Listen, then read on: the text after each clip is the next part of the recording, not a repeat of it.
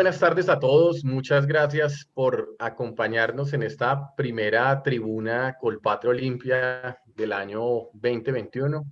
A todos los que nos acompañaron en casi las 40 tribunas del año anterior, les agradecemos que este año pues continúen acompañándonos. Como siempre, los miércoles 6 de la tarde vamos a invitar a las principales mentes, pensadores y personalidades que tiene este país para compartir sus opiniones.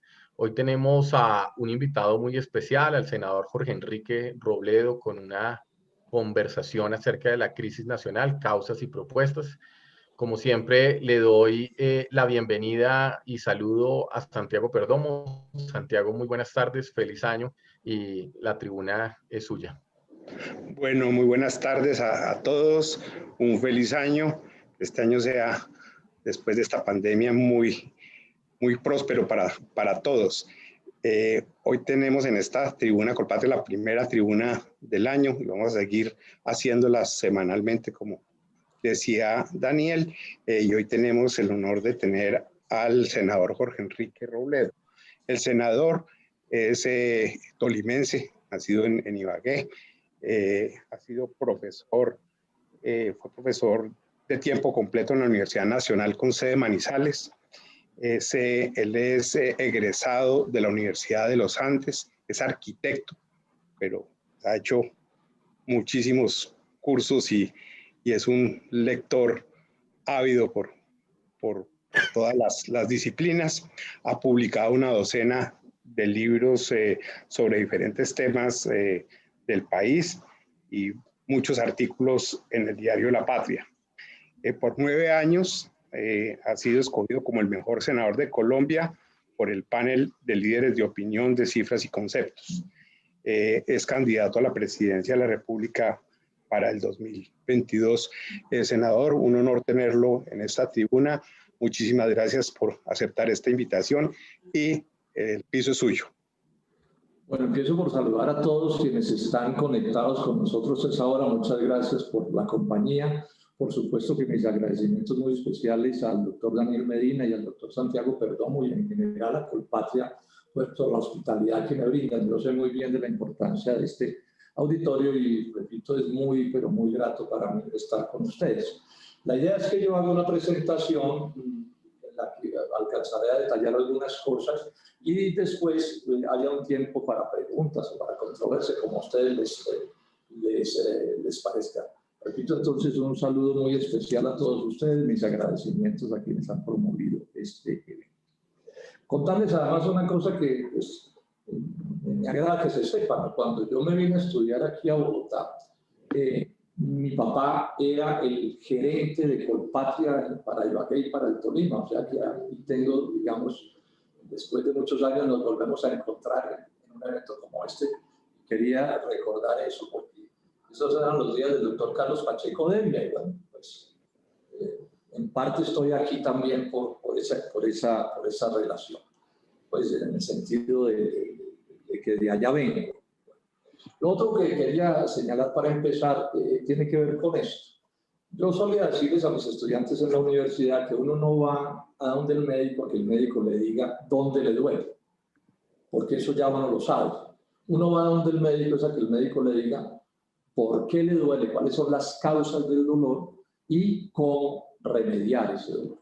Ahora, si el médico se equivoca en las causas, pues sin duda en el diagnóstico, sin duda se va a equivocar en el tratamiento y la cosa va a terminar en un desastre. Entonces, por eso esta charla que estoy presentando la llamo causas y digamos, propuestas para la crisis nacional. Y no voy a detenerme inicialmente en el tema de las causas. En esto voy a ser muy cuidadosos porque aquí hay un debate, que es un debate que es de mucha importancia. Bueno, ¿qué tan bien o qué tan mal está Colombia? Si Colombia está bastante bien, pues digamos que sigamos fundamentalmente haciendo las cosas como están. Pero si resulta que Colombia tiene severos problemas, más graves que lo que se quiere reconocer, pues se van a necesitar cambios más importantes. Entonces, repito, voy a desarrollar la charla en esas dos direcciones. Pero además, antes de señalarlo, plantear esto, a lo que le concedo una inmensa importancia, que tiene que ver con la potencialidad del país. O sea, como lo voy a explicar, Colombia podría funcionar, digamos, a este nivel de prosperidad o desarrollo, o de empleo, o de creación de riqueza, y yo creo que estamos operando bastante por debajo de nuestro nivel de potencialidad. Y este es el debate realmente. O sea, ¿por qué Colombia, a diferencia de otros países que despliegan sus potencialidades muy bien desplegadas y tienen relativamente muchísimos menos problemas que Colombia, por qué Colombia en cambio no logra desplegar sus potencialidades? Y entonces digo una cosa, Colombia podría ser mucho más de lo que es. Y podría ser mucho más de lo que es porque tenemos los dos grandes recursos que tiene que tener un país para desarrollarse y para salir adelante. El primero, tenemos un territorio grande, el territorio de Colombia es un territorio bastante grande, muy lleno de tipo de riquezas, no hay necesidad de detallarlo, pero tenemos tierras, tenemos mares, tenemos aguas, etcétera. Por el lado del territorio, digamos que estamos bien. Y además tenemos, y aquí ya hay un debate, pero voy a enfatizar en esta idea, tenemos una gente de primerísima calidad humana, genética, llamémosla así, es la calidad de los colombianos. A mí en estos días me agrada mucho coincidir con los empresarios muy exitosos Jimmy Mayer y Christian Dice, que han señalado cómo de lo mejor que ellos tienen para sus éxitos económicos son los trabajadores colombianos. Son los trabajadores colombianos. Y al mismo tiempo tengo que decir que también los empresarios colombianos están bien dotados por la naturaleza. No es cierto que este país en su conjunto sea un país de perezosos o de bobos o de brutos o de gente que no quiere hacer las cosas. Y lo mismo no puede decir de todos los demás sectores, campesinos, indígenas. Este es un país de gente buena en general y con una riqueza territorial inmensa. Entonces aquí empieza a aparecer la pregunta, ¿y por qué no estamos tan bien como deberíamos estar? Y enfatizo esta idea porque además yo he sentido desde hace muchos años en Colombia, desde los 90, que hay como un discurso antinacional en el sentido de tener montada como una controversia en torno a que es que los trabajadores no les gusta trabajar, los empresarios no hacen las cosas bien, etc. Yo no comparto esa idea. Yo creo que si las cosas no funcionan es porque no se ha gobernado de una manera en que cada uno en su puesto pueda desplegar toda su capacidad y toda su iniciativa. Entonces decía que Colombia puede ser un gran país, pero también creo que no lo es. Y voy inicialmente a demostrar cómo los problemas de Colombia son más graves de lo que parece. De un lado, las cifras de pobreza son escandalosas. Voy a dar una que es muy reciente que me impresionó mucho. 1/3 de las familias de Colombia hace o 2 comidas al día o 1 comida al día. Yo creo que esa es la manera más gráfica de mostrar el nivel de sufrimientos. 1/3, el 30%. Estamos hablando de muchísima gente en esas circunstancias. Si miramos otro medidor, no solo del sufrimiento, sino de las condiciones económicas del país, el tema del desempleo, yo diría que esto es un desastre para el país. Y estoy dando cifras anteriores a la pandemia, porque aquí también se nos ha querido decir que todo iba muy bien y tan de malas los colombianos que apareció la pandemia. Es verdad que la pandemia nos ha creado problemas nuevos muy graves, pero ya antes de la pandemia teníamos severos problemas. La economía colombiana en enero, en febrero y en marzo estaba en gravísimos aprietos. Veamos algunas cifras. Desempleo en febrero, 12.2%, o sea que casi el 80 o el 90% del desempleo a lo que se llegó en la pandemia estaba ya configurado empezando este año y estaba presente desde el año pasado. El número de desempleados sumados a los inactivos, que son los inactivos, aquellos que ya ni siquiera buscan empleo porque ya desesperados no lo buscan, estamos hablando de 16 millones de colombianos. Esto es inaudito, pero esa es la cifra, 16 millones de colombianos. Si le sumáramos los 5 millones de colombianos que han salido de Colombia en los últimos años porque no pudieron conseguir empleo aquí, estamos hablando de 21 millones de colombianos. A mí nadie me puede decir que un modelo económico es un modelo económico satisfactorio si genera un problema social de esas condiciones. Y ojo, el desempleo no es mayor porque tenemos una informalidad del 47%. ¿Qué tal que sumáramos todo eso? Porque la informalidad en general son malos empleos. Doy otra cifra para explicar la gravedad de este asunto. Apenas el 30% de los colombianos cotiza para pensiones. Lo que quiere decir que el otro 70% de los trabajadores tiene asegurada una vejez miserable. Los achaques de la vejez sí son inexorables y sumémosle a eso la pobreza, que se deriva de no poder acceder a una pensión. ¿Sí? Entonces, este es un primer aspecto que quiero resaltar como una prueba, digamos, reina de lo mal que estamos. ¿Sí? Ahora, ¿por qué nos está sucediendo, por qué enfatizo este tema del desempleo? Porque normalmente hablamos del desempleo como un problema simplemente del sufrimiento de los desempleados. Seguramente quienes estamos aquí en este chat, en general hemos tenido acceso al empleo, contamos con unas relaciones modernas, etcétera, y esto es un problema más de pronto de otra gente, o sea, cuando puede haber mucho familiar nuestro metido en esto. Pero estoy resaltando una cosa y a los empresarios particularmente les estoy resaltando esta idea. El desempleo es muy grave por otros dos problemas que jalan hacia abajo el desarrollo nacional, o sea, que nos impiden desarrollarnos.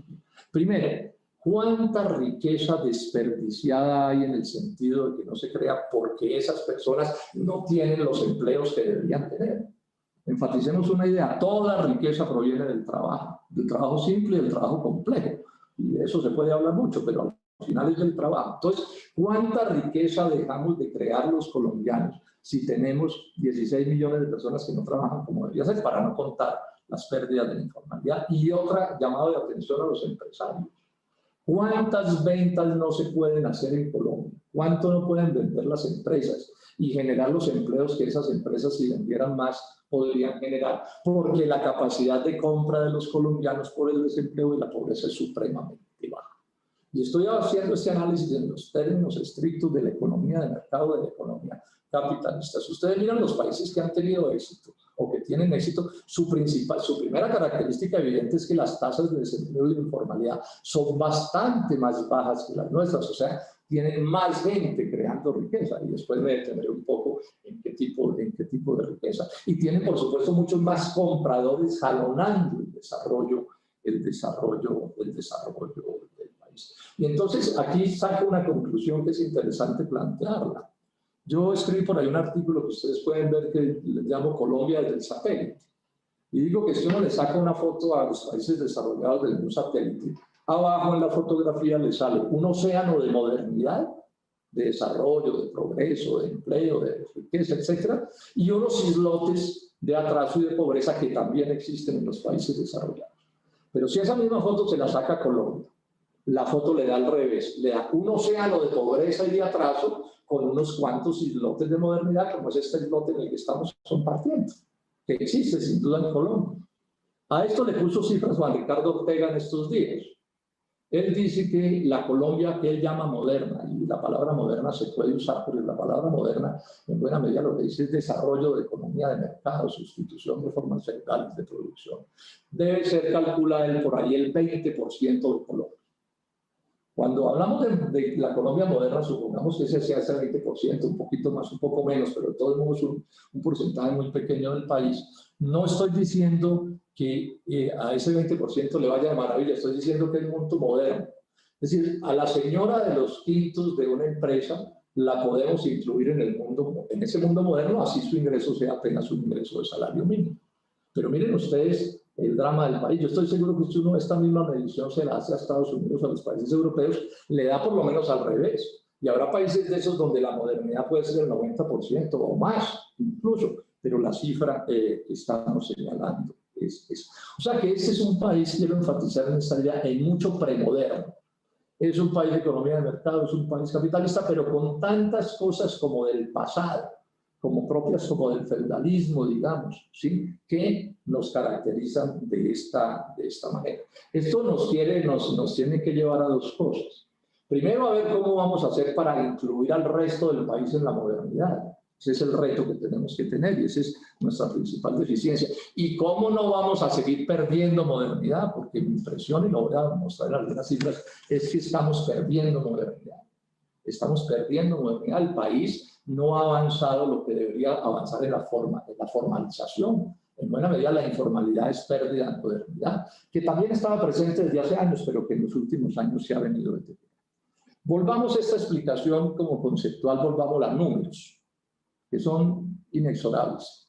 Primer número que voy a dar, el producto por habitante de Colombia. O sea, en promedio cada colombiano, ¿cuánta riqueza crea al año? se llama el Producto Per Cápita. Bueno, $6.400 antes de la pandemia, nada. $6.400 son ¿cuántos dólares al mes por habitante? 600 y tantos dólares. Antes de la pandemia. Veamos datos.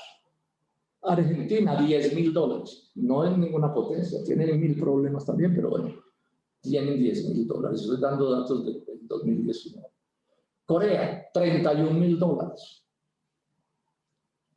Francia, 40.000, Japón, 40.000, Alemania, 46.000, Estados Unidos, 65.000 dólares. Esta es la realidad matemática de nuestra premodernidad, de nuestro subdesarrollo, de nuestro atraso productivo que está en la base de todo. Decía Jorge Gómez, un amigo mío, una cosa que es muy gráfica, decía, queremos calles como las de Europa, pero con pobreza africana. Sí, y este es un problema estructural de nuestra economía. Voy a dar otro dato que también se suele olvidar, que es el gasto público por habitante. Porque le reclamamos al Estado muchas cosas, pero bueno, ¿cuántos recursos tiene el Estado para gastar en los ciudadanos? Veámoslo también por habitante. Colombia, $1.866 al año. Eso pues es bien poco, pues lo que le da el Estado por habitante, el gasto público del Estado. Estados Unidos, $22.000, o sea, casi 12 veces más, casi 12 veces más. Esto es una locura la diferencia. Alemania, 11 veces más. Italia, casi 9 veces más. Chile, 2 veces más. Ecuador, 1.26 veces. O sea, Ecuador tiene más gasto público por habitante que Colombia. Otra radiografía de los problemas gravísimos que tenemos, por donde uno los mira. Ahora, es más o menos natural que si usted no tiene un producto per cápita alto, pues difícilmente puede tener un gasto público alto, porque claro, aquí puede contar la evasión tributaria y otras cosas, pero el hecho cierto es que a ningún país, digamos, hay una relación de proporcionalidad inexorable entre la capacidad de riqueza que crea un país y la capacidad impositiva y la capacidad del gasto público. Y esto nos afecta de muchas maneras, porque esto afecta a educación, afecta a salud, afecta a infraestructura, afecta pues todas las cosas que necesitamos. Si miramos las cuentas nacionales, rápidamente, un déficit fiscal en 2019 de 2,5 puntos del Producto Interno Bruto, 26 billones de pesos de faltante del Estado nacional frente a sus necesidades. Detengámonos un poco en la balanza comercial. Este es un punto súper clave en este problema de crear y crear riqueza, que estoy enfatizando en la clave para salir del problema, tanto en las familias como en los estados.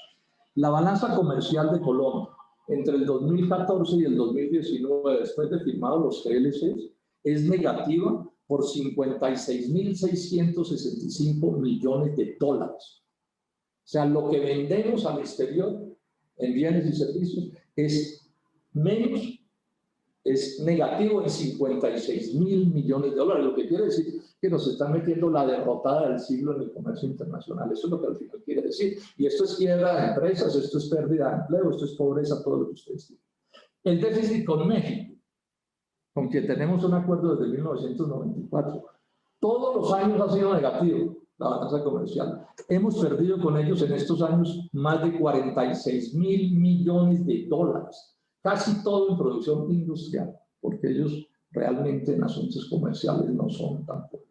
Las importaciones agrícolas desde 1990, porque me voy a detener del 90 para acá, las importaciones agrícolas, 178 millones de toneladas de productos agrícolas que hubiéramos podido producir en Colombia, porque tenemos tierras, aguas y productores, y terminamos importándolos. ¿Sí? Eso en plata, ¿cuántos son? Casi $50.000 millones que gastamos haciendo, repito, unas importaciones de bienes que podríamos mirar. Y si miramos el caso de la industria desde 1990 hasta acá, ¿de cuánto es el desbalance de la balanza comercial? Casi $700.000 millones en todos estos años. Con este aditamento, el 68% de lo que producimos en Colombia son materias primas agrícolas y mineras, o no producimos, lo que exportamos, 68%. Y si ustedes observan con cuidado, es lo mismo que exportábamos en 1990, esto es inaudito. Es increíble, se hizo la apertura, se supone, el libre comercio, que dice que para exportar, y lo que pasó fue que nos inundaron de importaciones y nosotros seguimos exportando el mismo petróleo, el mismo café, el mismo banano, ¿sí? Para lo cual no necesitábamos TLCs, porque ya en ese momento teníamos por normas legales derecho a ingresar con todos esos bienes con cero arancel al mercado norteamericano y al mercado europeo. O sea, que en ese sentido las cosas nos han resultado bastante mal. Si miramos el déficit de la cuenta corriente, no voy a entrar en más detalles, pero también tenemos un déficit supremamente grande. Bueno, y me detengo en este punto, porque, insisto, estoy haciendo como un balance de cómo estaban las cosas antes de la pandemia. Bueno, miren lo que pasó con la deuda externa, porque aquí nos dicen, no, la deuda externa, la deuda externa, la deuda externa, y cada vez que hay un crédito externo, aquí hay como una fiesta, como si las deudas no hubiera que pagarlas. Yo no digo que endeudarse no pueda ser una cosa positiva, pero todos los que hemos hecho un crédito en la vida, pues algún nerviosismo nos da sobre qué va a pasar. Pues miren ustedes el dato y cómo este gran endeudamiento externo no ha sido capaz de impedir la crisis nacional, que es a donde quiero llegar. Porque si el endeudamiento ahora lo saca de los problemas, bueno, ahí vamos. Pero miren el dato y es 2013. Deuda externa pública y privada de Colombia, 92.000 millones de dólares, el 24% del Producto Interno Bruto. 2019, o sea, antes de la pandemia, 138.000 millones de dólares, 42% del Producto Interno Bruto, casi el doble. O sea, el país está ultra endeudado, hasta el punto de que vamos a empezar a tener problemas de si vamos a ser capaces de atender, de servir esa deuda o no. Pero lo más grave de este asunto es que no ha impedido, ese endeudamiento no nos ha resuelto los problemas. Y menciono otro asunto que también es parte del debate. Bueno, advierto una cosa, yo no me opongo al crédito, la actividad financiera, ni mucho menos, ni me opongo a que Colombia pueda tomar deuda externa, no me estoy refiriendo a eso, sino que estoy señalando como algunas cosas que se nos presentan como la solución, pues si no se toman otras decisiones no son la solución, porque miren los líos en los que andamos. Y les doy este otro dato, las utilidades de la inversión extranjera en Colombia, desde el 91 hasta acá, exportadas son 165.000 millones de dólares. Con esto llamo la atención de una cosa que a rato se olvida. Las deudas hay que pagarlas. Y el país las tiene que servir y tiene que, si es deuda externa, tiene que girar los dólares. Y la inversión extranjera invierte a cambio de sacar sus utilidades. Esas son cosas que son elementales. Es más, hay quienes plantean que la inversión extranjera, en cierto sentido, en el sentido de la exportación de capitales, puede ser equivalente a deuda externa. Entonces, doy todas estas cifras es para mostrar que los líos que teníamos antes de la pandemia, o sea, el país ya estaba en graves aprietos antes de la pandemia. Recordemos que entre final de marzo y empezando abril, dos calificadoras de riesgo nos bajaron el grado de inversión, que es como decirle a uno, usted está perdiendo el año, joven.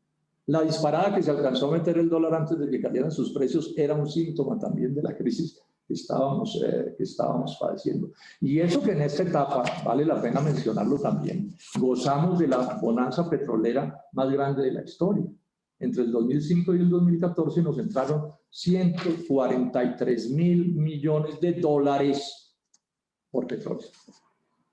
143 millones de dólares. O sea, que digamos que si se suman todo lo que pudo ser a favor del país, deuda, inversión extranjera, bonanza petrolera, etcétera, y lo cierto es que no resolvimos el problema. O sea, con esto estoy enfatizando es que el problema es mucho más delicado de lo que parece. Es mucho más delicado de lo que parece. Ahora, cuando uno mira fallas graves de Colombia, empieza a entender por qué estamos en los líos en los que estamos. Entonces me voy a detener cuál es el nivel del desarrollo científico de Colombia. ¿Cuál es el nivel del desarrollo científico de Colombia? Y esto es un desastre. Yo les voy a dar estos datos, miren ustedes. Solicitudes de patentes por residentes, Colombia. Datos del Banco Mundial, 415 patentes. Corea, 162.000 patentes. En el año 18 o más reciente. Estados Unidos, 285.000 patentes. China, 1.400.000 patentes. sea, estamos por fuera del mundo del desarrollo científico y tecnológico. Eso es lo que eso quiere decir. O sea, Colombia no inventa nada. Colombia se volvió un consumidor casi que absoluto de ciencia y tecnología extranjera. Y más adelante me voy a detener un poquito en esto. País que no desarrolle la ciencia y la tecnología y la industria, eso lo aprendió la humanidad desde la revolución industrial, no tiene futuro. Pues o tiene un futuro muy embolatado. Pues digo yo, un país de las condiciones de Colombia, un país más pequeñito, otra cosa, un centro financiero puede ser distinto, pero en nuestro caso. Y miren este otro dato. Gasto en investigación y desarrollo de Colombia en relación con su Producto Interno Bruto, 0,24%. China, 2,19%. O sea, ¿cuántas veces más? No me hago la cuenta. Estados Unidos, 2,84%. Alemania, 3%. Corea, 4,81%. O sea, nosotros 0,24% y ellos casi 5%. El Estado metiendo plata duro en el desarrollo científico y tecnológico. Nosotros en eso estamos muertos. Y si uno observa a su alrededor, ¿qué producto, qué consumo tecnológico tenemos los colombianos que sea de producción nacional? Esto es un problema estructural de una gravedad definitivamente inaudita. Voy a detenerme en un punto en el que lo voy a insistir. Espero que no se me entienda mal. Ese inmenso desempleo del que hablé es un indicador de muchas cosas, pero voy a decir esto, es un indicador del subdesarrollo empresarial. O sea, los países donde las empresas se desarrollan como debe ser, son exitosas, crecen, acumulan riqueza, producen mucha riqueza, producen muchos empleos, pues tienen menores tasas de desempleo. Ahora, aquí entonces aparecerá un debate. No, es que los empresarios no sirven. No, yo creo que lo que nos sirve es el modelo económico del desarrollo. Eso es lo que yo creo que nos sirve. No tenemos un buen modelo. O sea, crear riqueza en Colombia, crear empleo en Colombia es una hazaña, es casi un milagro. Exportar en Colombia es de las cosas más difíciles del mundo. Y entonces aquí volvemos a una cosa que planteé inicialmente. Todo esto que nos pasa es porque las concepciones racistas dicen que es que lo que pasa es que este es un país en que una suma de indios, negros y españoles, porque ni siquiera alemanes, sino españoles, pues tenía que dar una combinación genética horrible y que la culpa entonces de que este país no funciona la llevamos en la sangre. Es una teoría racista que por supuesto no resiste análisis, porque a los que nos ha ido relativamente bien, pues venimos de los mismos ancestros, de una u otra manera. Entonces aquí no queda sino otra opción. Si no es que nos falla el equipaje genético, yo no encuentro otra teoría plausible para explicar por qué estamos en esta crisis, que es que nos han fallado las políticas económicas y sociales, o sea, ha fallado la orientación de los gobiernos, porque no es cada empresario ni cada trabajador el que define. En cierto sentido, los empresarios, exceptuando unos muy pocos que se interesan mucho en los asuntos de la política, en cierto sentido los empresarios y los trabajadores comparten en la misma barca, ¿sí? En el sentido de que, aun cuando el empresario puede ser el timonel del trabajador, el empresario termina siendo el remero de los gobiernos. Y si los gobiernos no toman decisiones acertadas, pues terminan estrangulando la economía nacional y la economía empresarial o campesina o la que sea de cualquier tipo. Y entonces aquí me detengo un poco en las decisiones de la apertura de 1990. De la que llevamos ya 30 años. Se llamó inicialmente apertura, después libre comercio, tiene distintos nombres. Consenso de Washington puede ser la mejor definición porque es la más precisa, que se refiere a cierto tipo de prácticas que se han aplicado en estos años, en estos días, pues en todo este tiempo, 30 años ya, que es tiempo suficiente para uno decir, bueno, funciona o no funciona.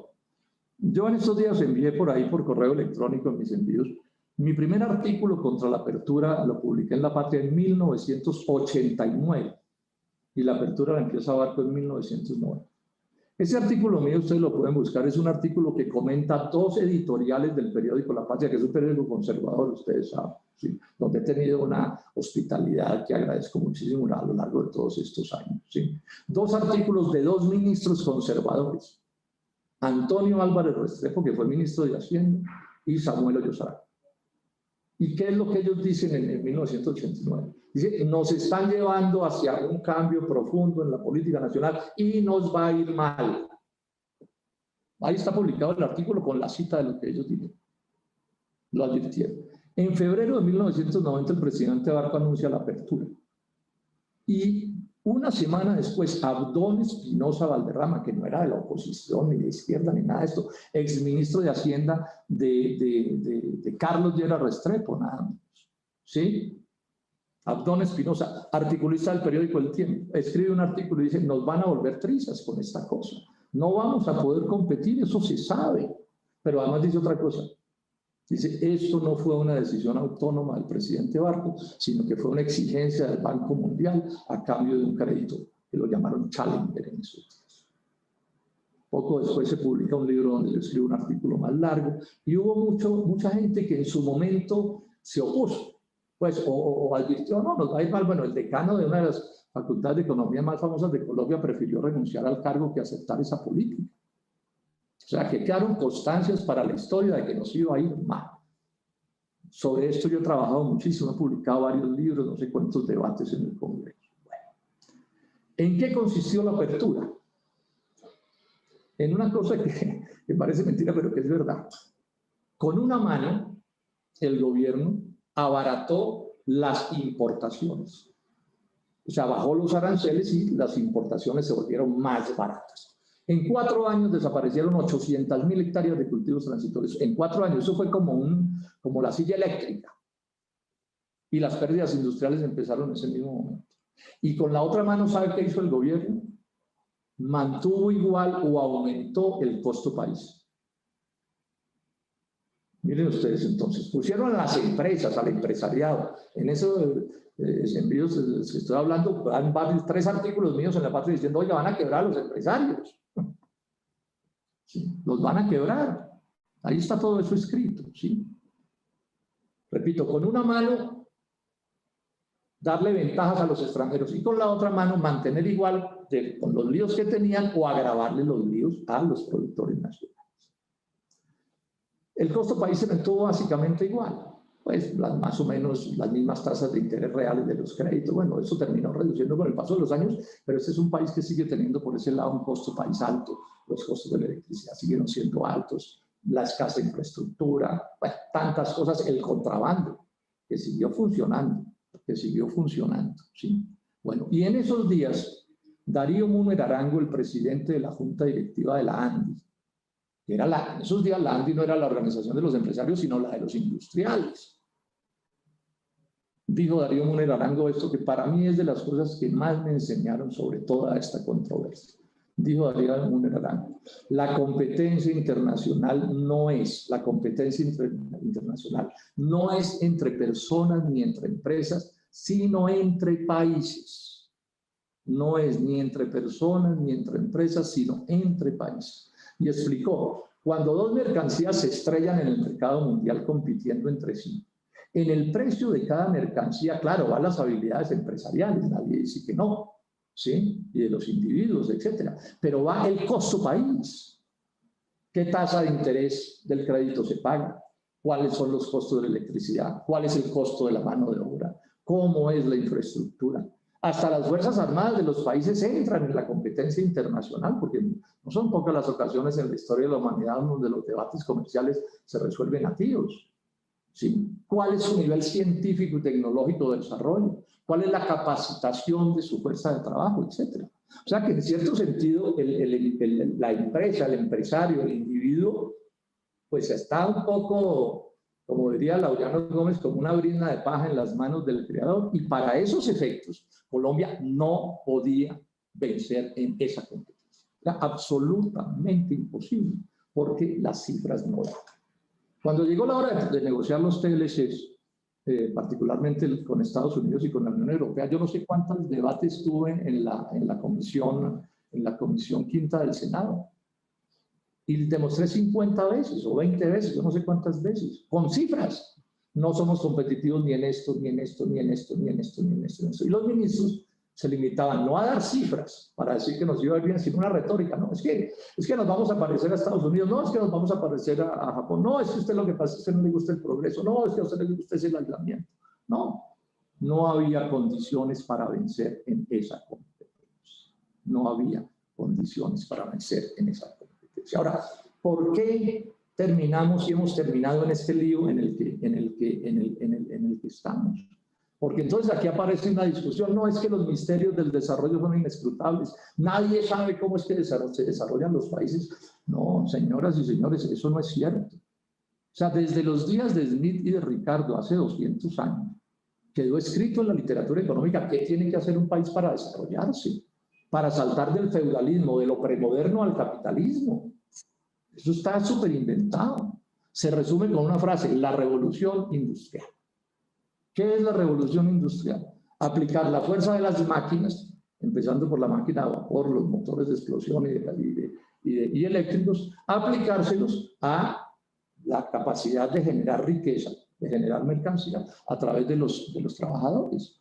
O sea, reemplazar la fuerza muscular de un trabajador o la fuerza de un buey, reemplazarla por una supermáquina. Eso es la revolución industrial. Pero ojo con esto, y esto se olvida. Esas máquinas de la revolución industrial solo se pueden aplicar si previamente hay empresas donde se haya concentrado la producción, donde se haya concentrado la técnica, donde haya más recursos económicos, más capacidad de dirección. Si usted coge un tractor y se lo da a un campesino que tiene 1 hectárea de tierra, pues lo que hace es que la ruina completa. Porque si no tiene sino 1 hectárea, un tractor bien grande, pues ¿qué hace con él en 1 hectárea? Bueno, eso quedó claro desde esos días. O sea, sin revolución industrial, sin máquinas no hay desarrollo, pero sin empresas tampoco. Y esa es la más grande ruptura de todos los órdenes de la historia de la humanidad. Ustedes miran cómo subieron los salarios, cómo subió la creación de riqueza. La república, las democracias como las que hoy tenemos, el hundimiento del feudalismo tiene que ver con eso. Los derechos humanos, todo eso es parte del mismo proceso. Ahora, ¿por qué en Colombia no se ha hecho eso? Yo tengo una teoría. Por cualquier razón que sea, por incomprensión, por intereses, porque hay muchos intereses que se mueven en esto. Los importadores suelen ser bien poderosos a la hora de definir políticas. Y hay otra serie de prácticas donde personas detrás de unas utilidades pueden tomar decisiones que no les sirvan al progreso del país, Pero en últimas, la cosa se resume en una idea, a mi juicio. Ningún gobierno en Colombia ha tomado la decisión de desarrollar al conjunto del país. Aquí en general las políticas oficiales, no voy a decir que de manera absoluta, pero digo como factor determinante, y la prueba de que es determinante es que miren cómo estamos.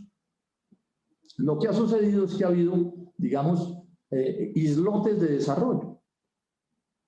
Por decir alguna cosa, aparece el café y el café le dio un estartazo a la economía, pero no dejó de ser un estartazo limitado, que no transformó toda la producción agraria y sobre todo no tocó las tierras planas, donde es más productivo y más fácil de desarrollarse. Y hace otras cosas. Y en estos esfuerzos parciales, bueno, tenemos una modernidad del 20%, donde, repito, estamos nosotros.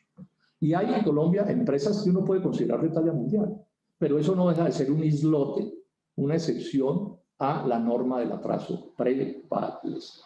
Y esto tiene que ver con una cosa, yo soy un llamado muy cordial que le estoy haciendo a los empresarios. Yo estoy haciendo esfuerzos porque el empresariado se meta en el debate económico. O sea, para que el empresariado deje de concentrarse en su empresa y decir, no, que los políticos resuelvan, que el ministro haga lo que quiera. Ellos son los que saben, yo simplemente hago mi negocio. Yo hago zapatos y me olvido de todo. Yo creo que ese es un error grave de la vida nacional. Y es un error que nos han alimentado con una teoría que a mi juicio es muy regresiva, que es la doctrina de Milton Friedman, que tiene bastante de cierto, pero también bastante de falso.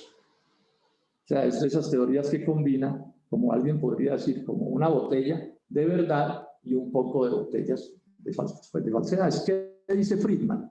¿Qué es lo que le dice a los empresarios? Les dice, hay una y solo una responsabilidad social de las empresas, que es utilizar sus recursos para aumentar sus ganancias. O sea, señor empresario, usted solo se preocupe porque su empresa sea rentable. Y lo demás, eso Ahora también dice que debe cumplir con las normas, etcétera, ¿cierto? Sí, pero el punto central es que el empresario solo debe mirarse a su ombligo. Y debe, digamos, utilizar como motor de su desarrollo el afán de lucro y las utilidades y las ganancias, que es lo que en general mueve a la gente en una economía de mercado. Pero esa doctrina no es la que han aplicado los países desarrollados. O sea, en los países desarrollados la ganancia, la rentabilidad, el lucro es motor de una economía de mercado. Pero al mismo tiempo, quienes han orientado a esos países han entendido una cosa que es clave y que los empresarios tienen que entender, es que si no hay unas condiciones macroeconómicas favorables, pueden terminar quebrados no por su falta de habilidades, sino porque no tienen las condiciones favorables. O sea, nosotros necesitamos que toda Colombia entienda que además del lucro individual o las aspiraciones personales, tiene que haber un proyecto país, un proyecto nación. ¿Qué es lo que puede explicar? Porque estas las cosas exigen explicación. ¿Por qué Corea y China, que eran para 1950 más subdesarrollados y más atrasados que Colombia, y Colombia era súper atrasada? ¿Por qué esos dos países, con modelos políticos completamente diferentes, y esto lo hace más atractivo el análisis, con modelos políticos completamente diferentes, Corea y China son hoy parte, pues tienen muchas debilidades, muchas cosas que no les funcionan, particularmente en China siguen teniendo muchísimos problemas, pero se han metido al mundo de la industrialización, al mundo del desarrollo, al mundo de la modernidad. Son países que uno puede pensar que su futuro está más o menos libre. ¿Por qué allá sí pudieron y nosotros no pudieron? Fue que les cambiaron los genes a los chinos y a los coreanos. Les hicieron trasplantes de genes, ¿sí? ¿Por qué allá sí y aquí no? Pues la cosa es muy sencilla. Se puede demostrar hasta la saciedad que lo que hicieron los chinos y los coreanos en estos 50 años fue lo mismo que hicieron los ingleses, los alemanes, los franceses, los gringos, los japoneses, cada uno en su momento. Y el que haga eso, se desarrolla, eso no hay nada que hacer, eso es así de simple. Porque estas son cosas que ya están inventadas y que parten de una cosa que resumo y esquematizo mucho, es industrializarse. Industrializar todas sus faenas. Voy entonces ya terminando. Esta es la situación en la que estamos. Y esto es lo que explica entonces por qué nos pasa lo que nos ha pasado en la pandemia. ¿Qué nos enseña la pandemia? Pues la pandemia nos enseña una cosa que algunos advertimos desde que empezó. Dijimos, la pandemia va a golpear a todos los países del mundo, pero a unos más duro y a unos más suave. ¿Y a quién va a golpear menos duro? A los países más desarrollados, porque tienen más músculo de todo tipo, y va a golpear más duro a los países más débiles, donde está Colombia, y más duro todavía a los países más débiles que Colombia. O sea, esto no es de magia, es que esto no es de cuentos. O sea, no es lo mismo enfrentar una pandemia con un producto per cápita de $6.000 y con uno de 60.000. Eso no hay nada que hacer. Son realidades que están allí y las estamos sintiendo. Pero ¿qué otra cosa está enseñando la pandemia? Y esto me preocupa mucho. Y tiene que ver con el gobierno nacional y con la política general de la globalización. Y es que a pesar de todo lo que enseña la pandemia, de todo lo mal que funcionan tantas cosas en Colombia y en el mundo, la decisión que han tomado quienes gobiernan el mundo y quienes gobiernan en Colombia es que nada se cambie. Yo veo las políticas de este gobierno en relación con la pandemia y con todo lo que está rodeando la pandemia, el tema industrial, el tema agropecuario, etcétera, etcétera. Y yo digo, oiga, ¿será que piensan que Colombia es Alemania o Japón o Francia? Porque si esos países no hacen muchos cambios a partir de la experiencia de la pandemia, pues a uno le puede parecer más o menos razonable, pero que este país con los días que tenemos, ni siquiera la pandemia sirva un poco cuando sea de pretexto para decir, oiga, pero cambiemos alguna cosa. Yo les doy a ustedes este dato. En agosto, el gobierno sacó un decreto para abaratar las importaciones de bienes comprados por Internet. ¿Cómo es posible? O sea, para hacer menos competitiva a la industria nacional. Es una industria esquelética con todos los problemas. Pero además esas importaciones por Internet, todos sabemos que facilísimo se vuelven en fuente de lavado de activos. ¿Cómo es posible que en Colombia el contrabando se pavonee como se pavonea financiado con las platas del narcotráfico? Y esto no es un tema profundo de debate nacional. Y digo una última cosa sobre esto para pasar al tema de las propuestas. Los países se pueden volver inviables. Nosotros quienes estamos aquí somos parte de la modernidad en Colombia. En general los que estamos aquí podríamos decir que sigan las cosas como está, que no hay problema. Sin embargo, yo pienso, bueno, ¿y mis hijos qué? ¿Y mis nietas qué? Etcétera, ¿qué va a pasar? Pero los países además se pueden volver inviables. No es sensato pensar que a esto lo pueden manejar como a violín prestado eternamente y que no pasa nada y que el violín no se desbarata. ¿Sí? La primera vez que yo estuve en Roma, recuerdo que le comenté a mi señora, le dije, ole Carmen, ¿será que los romanos del imperio que construyeron lo que hoy son estas ruinas espectaculares que estamos viendo, a alguien se le pudo haber pasado por la cabeza que eso que en esos días era tan espectacular y asombraba al mundo, iba a terminar como terminó en las ruinas que estamos viendo? Y esas ruinas no se generaron 2000 años después, no, iniciando el medioevo ya eran ruinas. Bueno, eso le puede pasar también a los países, no despreciemos esas realidades que ahí están. Bueno, ¿qué hacer? Tenemos dos opciones en Colombia, y es un poco lo que se va a debatir en el 2022. Una opción es seguir haciendo lo mismo. Listo, ¿no? Sigamos, no, es que esto es así, el mundo es así, es que somos vagos, perezosos, no sé qué, bueno, o la teoría que quieran. Pero sigamos en lo mismo. O sea, no cambiemos nada. Todo dejémoslo igual. O sea, como si fuéramos Alemania. Todo mi debate, repito, es un debate en la economía de mercado. No estoy haciendo aquí debates contraponiendo a la que tenemos el socialismo y la estatización. Nunca lo he planteado y menos lo voy a plantear. Seguir con lo mismo que es más minería. Es más, se está hundiendo la propia minería por la vía de la sustitución de los derivados de los combustibles fósiles, y aquí seguimos empecinados que el futuro está en los combustibles fósiles. ¿Sí? Y en el carbón y el petróleo. Es que esto si no fuera verdad uno no lo creería. O la otra gran genialidad que nos está planteando, hay que exportar aguacates. Y el futuro está en los aguacates. Les advierto que yo soy amiguísimo de las exportaciones, me he pasado la vida defendiendo a los cafeteros que son exportadores y defiendo las exportaciones. Pero ojo, yo no le veo mucha genialidad de importar 14 millones de toneladas de la dieta básica nacional y llegar a convencer a un japonés que compre una uchuva o a un gringo que compre un aguacate. No es sensato, sin duda. Más deuda externa, bueno, es que ya estamos llegando al punto que no nos cabe más deuda externa para mantener, digamos, la economía operando en los términos por lo menos de los dólares. Más inversión extranjera, a cuenta de que hacer qué hacen, cuáles son las condiciones que tienen. Y de ahí se desprende otra cosa, más sálvese el que pueda. O sea, más, es una teoría que en la práctica nos han ido metiendo, es, este país no tiene arreglo, ¿sí? Acomódese como pueda. Separe su suerte personal de la suerte de la República, no parezca colombiano, esa es su genialidad. Las mamás les dicen o nos decían a los muchachos, cásese bien, estudie duro y trabaje con una transnacional, o sea, no parezca colombiano. Esa es una opción, eso es lo que nos están planteando. Sálvese el que pueda. O lo que algunos estamos planteando, no, esto no funciona, pues hay que cambiarlo, hay que arreglarlo. O sea, este país sí tiene arreglo, no es cierto que estemos condenados a la situación en la que estamos y a cosas incluso peores. Tenemos las reservas de territorio y de gente suficientes para que si hacemos las cosas bien, yo no digo que en un acto de magia, yo no soy promesero, ni soy mago, ni ese tipo de cosas, pero sí en un proceso poder ir transformando las cosas como se deben transformar. Y sobre eso estoy proponiendo entonces un pacto nacional, es la frase que usaba, un gran pacto nacional, que se inspira también en la experiencia internacional. Fíjense que todo lo que yo estoy diciendo aquí es aprendamos de lo extranjero, porque aquí no hay que inventar la bicicleta si ya está inventada.